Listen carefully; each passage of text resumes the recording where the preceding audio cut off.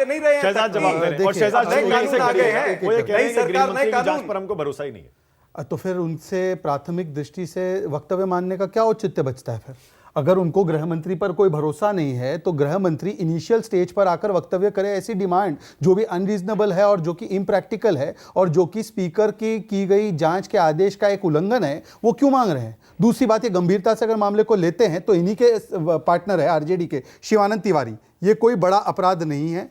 संजय राउत कहते हैं भूले भटके नौजवान हैं। राहुल गांधी कहते हैं बेरोजगारी की वजह से हुआ। तो बताइए कि ये आतंकित करने वाली घटना मानते हैं आप, गंभीर घटना मानते हैं जिसके ऊपर आप लोग इतना हंगामा खड़ा कर रहे हैं, या आप मानते हैं कि ये जायज घटना है, बेरोजगारों ने किया और बेरोजगारी की वजह से ये जायज ठहराई जा सकती है? पहले आप अपने बीच में तय कर लीजिए इस बात को, फिर उसके बाद वक्तव्य दीजिए। अन्यथा बोलिए कि राहुल गांधी गलत है, अधीर रंजन चौधरी गलत है। तीसरी बात ये देखिए, अब वो कह रहे हैं कि स्पीकर के बारे में उन्होंने बहुत आपत्तिजनक टिप्पणी की कि स्पीकर को कंट्रोल करना आता है, पीछे से चिट आती है। मैं यूपीए के जमाने में किस प्रकार से पार्लियामेंट्री अफेयर्स मिनिस्टर जाते हुए वहां पर स्पीकर को प्रॉम्प्ट कर रहे थे, वो वीडियो भली भांति वायरल हुआ है, मैं उसमें नहीं जाना चाहता, परंतु स्पीकर के आसीन पर इस प्रकार की टिप्पणी करना यह बताता है कि इनको अभी भी कोई गम नहीं है। जिस प्रकार की मिमिक्री की गई, ये भी हिस्ट्री में पहली बार हो रहा है कि एक पीठासीन सभापति को आप इस प्रकार से अपमानित कर रहे हैं, वो भी वो व्यक्ति जो शोषित समाज से आता है। पहली बात, उस पर अभी तक इन्होंने नहीं कहा कि क्या वो निंदनीय, कंडेमनेबल है। जहां तक उन्होंने तर्क दिया कि सोनिया गांधी को जर्सी गाय नहीं, प्रधानमंत्री ने जर्सी गाय का,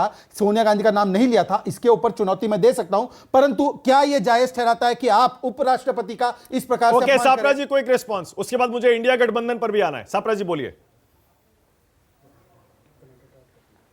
देखिए, कितनी भी बातें करते रहे लेकिन देश ये देख रहा है कि लोकतंत्र के अंदर जब लोकतंत्र के मंदिर पर हमला हुआ है तो उसका जवाब देने के लिए यहां के जो गृह मंत्री है वो क्यों नहीं आना चाहते हैं? सबसे बड़ा सवाल यह है, गृह मंत्री आकर के सादी सी टिप्पणी, आप बाहर जाकर के दूसरे चैनल पर बैठ करके बोल सकते हैं, प्रधानमंत्री जाकर के किसी अखबार को इंटरव्यू दे सकते हैं लेकिन संसद में नहीं बोल सकते हैं। हाँ, रही बात जो आप कहते, राहुल गांधी जी ने कहा कि बेरोजगारी की वजह से इस तरह की घटना हुई, ये नजर आया है, तो ये बातें जो है ये सदन में चर्चा होनी चाहिए।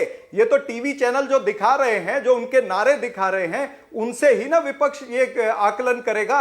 जब आप अपराधी के नारों पर आप तय करेंगे कि क्या कारण था। अफजल गुरु तो नारा लगाता था, मुस्लिमों को बहुत ज्यादा प्रताड़ित किया गया है, तो ये क्या तर्क है भाई?